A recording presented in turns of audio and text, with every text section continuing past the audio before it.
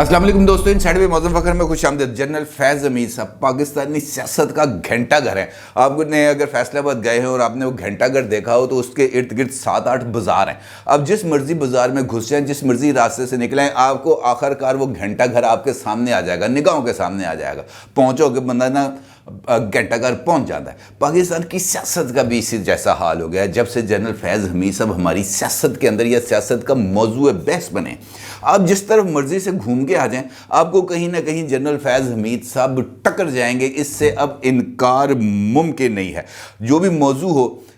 जो भी बातचीत आपने करनी हो, जनरल फैज़ हमीद साहब उस मौजू बहस में होंगे। वो ख़बरों में भी रहते हैं, वो तनकीद की इज़्ज़त पर भी रहते हैं, उनके चाहने वाले भी बेशुमार हैं। सवाल ये पैदा होता है कि क्यों ऐसा क्यों है, ऐसा कौन सा मसला है या ऐसी कौन सी गिदड़सिंगी है कि DGISI के ओहदे से अलग होने के बाद भी और इस वक्त एक अहम तरीन असाइनमेंट पर होने के बावजूद भी वो मरकज़ निगाह हैं। चाहे पसंदीदगी की उसकी नज़र से देखें, चाहे नापसंदीदगी की नज़र से देखें, वो मरकज़ निगाह ही रहेंगे और पाकिस्तानी सियासत का कोई भी पहलू उनके ज़िक्र के बगैर मुकम्मल नहीं हो सकता। पाकिस्तान की तारीख़ के अंदर बहुत सारे DGISI गुजरे हैं और अभी रिसेंटली अगर हम देखें तो जनरल फैज़ हमीद साहब से पहले जनरल आसिम मुनीर, उनसे पहले जनरल नवीद मुख्तार, उनसे पहले जनरल रिजवान अख्तर, काफ़ी है DGISI। लेकिन जो शोहरत मिली है जनरल अख्तर अब्दुर्रहमान साहब को, उनके बाद जनरल हमीद गुल साहब को और फिर जनरल फैज़ हमीद साहब को, ऐसी शोहरत कभी किसी और को नहीं मिली। अब ये सोचिए, सवाल अगरचे यकीनी तौर पर आपके नज़दीक रेलिवेंट भी हो सकता है और इररेलिवेंट भी हो सकता है, क्योंकि सवाल यही बन जाता है हमारे पास कि फैज़ हमीद साहब आखिर मरकज़ निगाह क्यों रहते हैं। और इस सवाल का अगर हम जवाब तलाश करें तो उसके लिए कुछ ज़्यादा दूर जाने की ज़रूरत नहीं है। मैं हाल ही की चंद मिसालों के साथ आपको कुछ चीज़ें बताने की कोशिश करूंगा। मिसाल देता हूं। सबसे पहले कल की मिसाल आपको देता हूं, जहां पर एक सेमिनार था, रजीम चेंज सेमिनार। इसका नाम था रजीम चेंज सेमिनार और ये सेमिनार को ऑर्गेनाइज़ किया था पाकिस्तान तहरीक इंसाफ की तरफ से। और पाकिस्तानी तहरीक इंसाफ की टॉप लीडरशिप, जो सारी की सारी साबिक वज़रा थे, जो उनके टॉप जो ओहदेदार थे, वो तमाम के तमाम इस रजीम चेंज सेमिनार के अंदर मौजूद भी थे। और इस सेमिनार में इमरान खान साहब ने खिताब किया और डेफिनेटली उनका बड़ा कलीदी खिताब था। और उन्होंने अपने खिताब के अंदर भी, और ये अब मेरा ख्याल है एक रेगुलर फीचर बन चुका है कि DGISI का जिक्र और नए चीफ ऑफ आर्मी स्टाफ की तैनाती का जिक्र इमरान खान साहब ने अब अपने एजेंडे पर रख लिया। अब उनका खिताब के अंदर और भी 2 पॉइंट्स थे जो बहुत ज़्यादा जिसको हमें डिस्कस करना चाहिए, लेकिन जो इम्पॉर्टेंट पॉइंट जो मेरे इस टॉपिक के साथ रेलिवेंट है वो है जनरल फैज़ हमीद साहब के बारे में। क्योंकि इमरान खान साहब का ये कहना है कि उनको खौफ था कि मैं जनरल फैज़ को लाना चाहता हूँ, यानी वो ये कहना चाह रहे हैं कि अपोजिशन को इस बात का खौफ था कि नवंबर के अंदर chief of army staff general Qamar Javed Bajwa साहब की रिटायरमेंट के बाद लेफ्टिनेंट जनरल फैज़ हमीद साहब मुमकिना तौर पर चीफ ऑफ आर्मी स्टाफ के लिए इमरान खान साहब की पहली चॉइस होंगी। और उनको ये खौफ था कि जनरल फैज़ साहब अगर आ गए तो उसके बाद इमरान खान साहब का इक़्तिदार तूल पकड़ जाएगा और इनका जो ख्वाहिश है इक़्तिदार में आने की वो ख़त्म हो जाएगा। क्योंकि ये वो ख़ुद इमरान खान साहब ने ये बात अपनी तकरीर के अंदर की है। उनका ये कहना था कि उनके अपने ज़हन में खौफ आ गया था, मैं जनरल फैज़ को लाना चाहता हूँ। इनके ऊपर खौफ तारी हुआ जिसकी वजह से ये मुस्तरब थे कि नवंबर में अपना आर्मी चीफ रख लिया तो ये मुल्क तबाह हो जाएगा, यानी उनका मुस्तकबिल तबाह हो जाएगा। यानी अपोजिशन, यानी नवाज शरीफ साहब, यानी शहबाज शरीफ साहब, यानी आसिफ अली जरदारी साहब, यानी बिलावल, यानी मरियम, इन तमाम का मुस्तकबिल ख़त्म हो जाएगा। लिहाजा उन लोगों ने ये सोचा कि हमें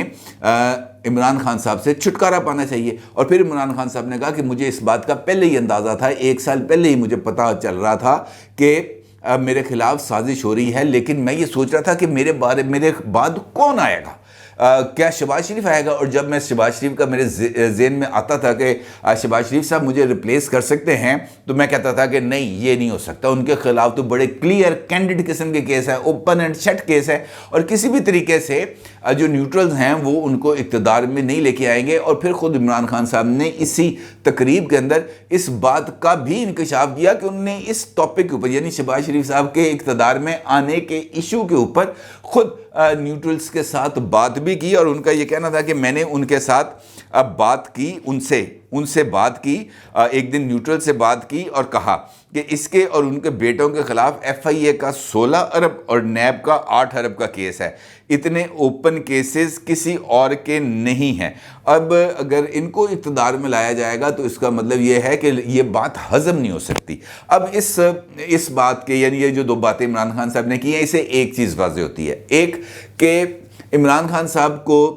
1 साल पहले इसका इल्म था कि उनके खिलाफ साजिश हो रही है, यानी अमेरिका मौजूदा हुकूमत के साथ मिलकर, अगर वो उनका जो साजिशी बयानी अगर हम ज़हन में रखें, अमेरिका इन तमाम लोगों के साथ मिलकर 1 साल पहले से ही साजिश कर रहा था और उसको इस बात का पता था कि 7 मार्च को डोनाल्ड लू ने मिलना है पाकिस्तान के आउटगोइंग सफ़ीर असद मजीद खान साहब से, और वहाँ पर उसने इमरान खान साहब के ऊपर चढ़ाई करनी है और फिर असद मजीद खान साहब ने एक साइफ़र लिखना है और साइफ़र लिखकर पाकिस्तान को भेज देना है, जिसके नतीजे में इमरान खान साहब उस साइफ़र को लहराएंगे और एक गैर मुल्की साजिश का बयानिया तश्कील पा जाएगा। एक तो ये वजह हो सकती है। दूसरी, इमरान खान साहब को इस बात का इम्कान था कि मेरे खिलाफ जो ये साजिश हो रही है इसके अंदर न्यूट्रल्स किसी ना किसी जगह पर न्यूट्रल नहीं है। वो बज़ाहिर इमरान खान साहब के सामने न्यूट्रल हैं लेकिन न्यूट्रल नहीं हैं, और उन न्यूट्रल्स को जो बज़ाहिर न्यूट्रल थे लेकिन न्यूट्रल नहीं थे, उनको न्यूट्रल रखने के लिए इमरान खान साहब की ये ख्वाहिश थी कि जनरल फैज़ हमीद साहब अपने ओहदे पर कायम रहें। और यही वजह है कि जिस वक्त 6 अक्टूबर को ISPR की तरफ से एक प्रेस रिलीज जारी होती है पाक फौज के अंदर तकर्रुर और तबादलों के हवाले से, उस प्रेस रिलीज के जारी होने पर इमरान खान साहब की तरफ से रद्द अमल आता है। और रद्द अमल ये आता है कि वो उस प्रेस रिलीज के मुताबिक नोटिफिकेशन करने से इनकार कर देते हैं, स्ट्रेट अवे रिफ्यूज़ कर देते हैं, और ये कहते हैं कि आपने मुझसे पूछे बगैर ये तबादला क्यों किया। और यही वो नुक्ता था जहां पर ये जो अंदर खाते जो इख्तलाफात चल रहे थे ये खुलकर सामने आ जाते हैं। और उसके बाद भी इमरान खान साहब अपनी ज़िद पर कायम रहते हैं और वो ये कहते हैं कि अभी मैंने इसको फौरी तौर पर इस प्रेस रिलीज़ के बाद यहाँ से नहीं हटाना, ये यहीं पर मौजूद रहेंगे। और फिर चीफ ऑफ आर्मी स्टाफ को इमरान खान साहब की ज़िद के आगे हथियार डालना पड़ते हैं और इमरान खान साहब 20 नवंबर तक DGISI लेफ्टिनेंट जनरल फैज़ हमीद साहब को अपने ओहदे पर बरकरार रखते हैं। ये जो है तारीख के अंदर मौजूद है, इसके कोई दो राय नहीं है। फिर इमरान खान साहब ये कहते हैं कि उनको ये खौफ था कि उनके खिलाफ जो मुकदमात हैं उनका फ़ैसला अगले इलेक्शन से पहले आ जाएगा, लिहाजा वो ये चाहते थे कि उससे पहले ही, यानी इलेक्शन से पहले ही वो अपने आप को मुकदमात से बरी करा लें। और फिर उन्होंने हवाला दिया खुर्रम दस्तगीर खान साहब के एक बयान का। अच्छा, वो बयान भी जो है वो भी एक इम्पॉर्टेंस इस वजह से रखता है कि वहाँ से भी आप जिस जगह पे आएँ आपको फैज़ हमीद साहब ही मिलेंगे, और खुर्रम दस्तगीर साहब के बयान में भी आपको जनरल फैज़ हमीद साहब का ही दीदार होता है, क्योंकि उस इंटरव्यू के अंदर वो जो क्लिप उनका सोशल मीडिया पर वायरल है उसको सुनने के बाद इस बात का तासुर मिलता है कि पाकिस्तान की उस वक्त की अपोजिशन और मौजूदा हुकूमत को भी ये कह कर डराया गया कि अगर आपने इस वक्त इमरान खान साहब के ख़िलाफ़ तहरीक अदम एतमाद ना लेके आए तो फिर नवंबर के अंदर जनरल साहब आ जाएंगे, और जनरल साहब के आने का मतलब ये होगा कि आपके लिए इक़्तिदार के दरवाजे बंद हो जाएंगे और अगला इलेक्शन जीतना आपके लिए किसी भी सूरत मुमकिन नहीं होगा, यानी फिर जनरल साहब। अब ये दो मिसालें जो मैंने आपके सामने देखी हैं, इससे जनरल साहब के बारे में एक बात तो बड़ी क्लैरिटी के साथ सामने आती है कि जनरल साहब वाक़तन बहुत ही ज़्यादा ताकतवर DGISI रहे हैं, बल्कि ये कहना चाहिए कि शायद वो पाकिस्तान की तारीख़ के ताकतवर तरीन DGISI रहे हैं, क्योंकि उनका अगर खौफ उनके जाने के बाद भी मौजूदा हुकूमत के مخالفین یا سابق حکومت کے مخالفین کے دلوں پہ موجود ہے تو اس کا مطلب یہ ہے کہ کچھ نہ کچھ تو ایسا ہوا ہے جس کی وجہ سے یہ خوف طاری ہوا، اور موجودہ حکومت یعنی عمران خان صاحب کے دور کی اپوزیشن تو برملا اس بات کا اظہار کرتی ہے کہ ان کے خلاف تمام کے تمام جو کیسز بنائے گئے تھے اور جو کیسز چلائے گئے تھے اور جن کیسز کے اندر سزائیں ہوئی تھیں، ان تمام کیسز کے اندر جو امپورٹنٹ رول تھا فیصلوں کے اندر، دباؤ کے اندر، وہ جنرل صاحب کا تھا۔ لہٰذا وہ اس وجہ سے خائف تھے، جس کا اظہار خرم دستگیر صاحب نے اپنے انٹرویو میں کیا تھا۔ وہ یہی تھا کہ ہمیں ڈر یہ ہے کہ اگر یہ آ گئے تو اس کے بعد یہ وہی روش اپنائی جائے گی جو اس سے پہلے اپنائی گئی تھی، یعنی عمران خان صاحب کے پولیٹیکل مخالفین کو منظر نامے سے ہٹانے کی، ان کو جیلوں میں ڈالنے کی، ان کو سزائیں دینے کی، اور عمران خان صاحب کے لیے سیاسی میدان کو صاف کرنے کی، جس کا اظہار خود شیخ رشید احمد صاحب جو اس وقت وفاقی وزیر داخلہ تھے اپنی کئی پریس کانفرنسز کے اندر کر چکے ہیں۔ وہ یہ کہہ چکے ہیں کہ اگلے الیکشن سے پہلے یہ ساری کی ساری قیادت آؤٹ ہوگی، یہ ساری کی ساری قیادت جیل میں ہوگی۔ یہ کون سی باتیں کر رہے ہیں؟ عمران خان کا تو اگلے الیکشن میں مقابلہ نہیں ہوگا۔ یعنی یہ ایک منصوبہ مکمل طور پر تیار تھا جس کے بارے میں اپوزیشن کو پتہ چل گیا، اور اپوزیشن نے اس منصوبے کے بعد ہی عمران خان صاحب کے خلاف تحریک عدم اعتماد لانے کا فیصلہ کیا۔ اور یہی وجہ ہے کہ جنرل صاحب جو ہیں، جنرل فیض حمید صاحب، وہ اس وقت پاکستان کی سیاست کا گھنٹہ گر ہے، اور یہ کہنا غلط نہیں ہے، یہ کہنا 100% درست ہے۔ اگر آپ کو یقین نہیں آتا تو آج آپ آئی ایس پی آر کی طرف سے کیے جانے والا ٹویٹ ہی دیکھ لیں۔ اگرچہ وہ ٹویٹ افغانستان میں زلزلے کی تباہ کاریوں اور وہاں پر معصوم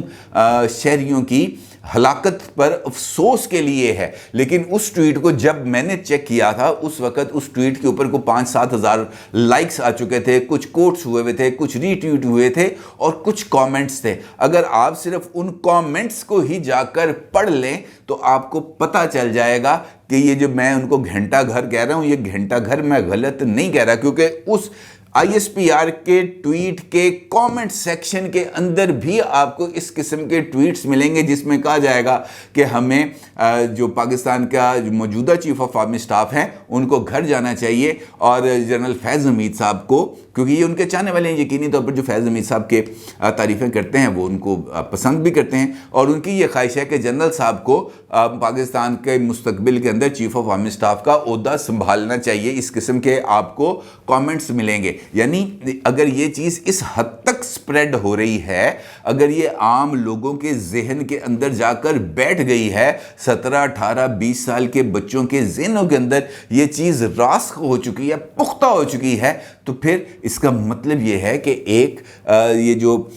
برین میکنگ ہے، یہ جو مائنڈ میکنگ ہے، یہ جو اوپینین میکنگ ہے، اور یہ جو اس وقت ہم چیزیں دیکھ رہے ہیں، یہ خارج از علت نہیں ہیں، ان کے پیچھے کچھ نہ کچھ لاجکس ہیں۔ اب اگر آپ دیکھیں تو گزشتہ 2-3 ویڈیوز کے اندر میں نے میجر عادل راجہ صاحب کو کوٹ کیا تھا، اور میں نے آپ کو بتایا تھا کہ میجر صاحب ہوں، عمران ریاض خان صاحب ہوں، صابر شاکر صاحب ہوں، صدیق جان صاحب ہوں، عدیل بڑائی صاحب ہوں، عرفان ہاشمی صاحب ہوں، یہ تمام کے تمام لوگ عمران خان صاحب کے کہے بغیر ایک جیسے ٹویٹس نہیں کر سکتے، ایک جیسے وی لاگز نہیں کر سکتے، اور یہ جو خاص طور پر پنجاب کے ضمنی الیکشنز کو متنازع بنانے اور اس کے اندر بھی آئی ایس آئی کو انوالو کرنے کا جو بیانیہ رچا جا رہا ہے عمران خان صاحب کی طرف سے، وہ انہی لوگوں کے ذریعے نہ صرف پروموٹ کیا جا رہا ہے بلکہ آگے بڑھایا جا رہا ہے۔ اور پھر آج عمران خان صاحب نے اسی تقریب میں، جس کا میں نے آپ کے ساتھ ذکر کیا، اسی تقریب میں پھر اس بات کا ذکر کر دیا، اور بٹوین دی لائنز اس بات کو تسلیم کر لیا کہ یار یہ جو کچھ کر رہے تھے یہ میرے ہی کہنے پہ کر رہے تھے۔ عمران خان صاحب کا یہ کہنا تھا کہ ایک بریگیڈیئر رانجھا ہوا کرتے تھے 2013 میں، اور آپ کو پتہ ہی ہے کہ یہ کہاں پہ ہوں گے، تو 2013 کے اندر انہوں نے مسلم لیگ نون کو انتخابات جتوانے کے لیے ساری انجینئرنگ کی، اور اب بھی جو کچھ ہو رہا ہے وہ بھی اسی کی ایک کڑی نظر آتی ہے۔ یعنی وہ جو بات انہوں نے کی تھی کہ یہاں پر لاہور کے اندر بیٹھ کر ایک شخصیت یہ سب کچھ مینوپولیٹ کری ہے اور نون لیگ کی جیت کو یقینی بنانے کی کوشش کری ہے، عمران خان صاحب نے بھی بالکل اسی پرسپیکٹو کے اندر نہ صرف بات کی ہے بلکہ اس بات کی انہوں نے اپنے طور پر تصدیق بھی کی ہے، اور ان کا یہ کہنا ہے کہ بھئی یہ جو بات میں نے کی ہے یہی بات درست ہے اور اس کو درست مانا جائے۔ نہ صرف یہ بلکہ اس یہ جو سیمینار تھا کل، اس سیمینار کے اندر فواد چودھری صاحب نے بھی خطاب کیا تھا، اور فواد چودھری صاحب نے بہت سارے ایشوز پر بات کی، لیکن ایک ایشو ایسا تھا جس پر انہوں نے بات کی اور انہوں نے عدلیہ کو بھی نرغے میں لے لیا، اور یہ جو آپریشن رجیم چینج کا لفظ انہوں نے استعمال کیا کہ آپریشن رجیم چینج کے اندر عدلیہ کے اوپر بھی دباؤ ڈالا گیا، اور انہوں نے اپنا جو کلپ خود انہوں نے اپنے فواد چودھری اپ ڈیٹس کے آفیشیل ٹویٹر ہینڈل کے ذریعے شیئر کیا ہے۔ اس کے اندر ان کا یہ کہنا ہے کہ جس وقت اس معاملے کی سماعت چل رہی تھی سپریم کورٹ آف پاکستان میں، تو وقفے سے پہلے عدالت کا یہ کہنا تھا کہ جناب شہباز شریف صاحب کو بھی بلاؤ، بلاول صاحب کو بھی بلاؤ، اور ان سے پوچھو کہ وہ الیکشنز کے بارے میں ان کا کیا خیال ہے۔ سیاسی جماعتیں تو ہمیشہ انتخابات کو ویلکم کرتی ہیں، وہ تو عوام میں جانے سے نہیں گھبراتی، اور انہوں نے کہا کہ ہم وقفے کے بعد ان کو بھی بلاؤ، ہم ان کو بھی سنیں گے۔ اور فواد چودھری صاحب نے وہاں پہ حوالہ دیا کہ وہاں پر کورٹ رپورٹرز بھی بیٹھے ہوئے تھے، وہاں پر ہماری لیڈرشپ بھی موجود تھی، اور ہم وہاں پہ وقفے کے دوران ہم کورٹ سے نکلے ہیں، پرائم منسٹر ہاؤس آئے ہیں، پرائم منسٹر آفس آ کے ہم نے عمران خان صاحب سے ملاقات کی ہے، اور جا کے ان کو کہا ہے کہ جناب یہ ڈیولپمنٹ ہوئی ہے سپریم کورٹ آف پاکستان میں، اور اب لگ رہا ہے ہمیں کہ یہ معاملہ جو ہے یہ انتخابات کی طرف ہی جائے گا۔ لیکن اسی دوران ٹی وی کے اوپر ٹکر چلنا شروع ہو گئے چیف الیکشن کمشنر جناب سکندر سلطان راجہ صاحب کے، جس کے اندر ان کا یہ کہنا تھا کہ ہم الیکشنز کے لیے تیار نہیں ہیں، الیکشنز اکتوبر سے پہلے ہم نہیں کرا سکتے، جبکہ وہ پابند ہیں آئین کے، چیف الیکشن کمشنر صاحب آئین کے پابند ہیں، اور آئین یہ کہتا ہے کہ جس وقت بھی الیکشنز کال کرائے جائیں گے آپ نے 90 دن کے اندر الیکشنز کرانے ہیں، اور یہ کہہ دینا کہ جناب میں الیکشن نہیں کرا سکتا، اس کا مطلب یہ ہے کہ اس کے پیچھے بھی کچھ نہ کچھ کارگزاری تھی۔ اور پھر ان کا یہ کہنا تھا کہ اس وقفے کے دوران یہ جو ٹویٹ انہوں نے کیا آپریشن رجیم چینج کے بعد الیکشن کے حوالے سے سپریم کورٹ میں سماعت میں وقفے میں بہت کچھ ہوا، ان میں سے سب کچھ تو نہیں بتا سکتا، کیونکہ وہ انہوں نے پھر ایک شعر پڑھا کہ کچھ تو مجبوریاں رہی ہوں گی،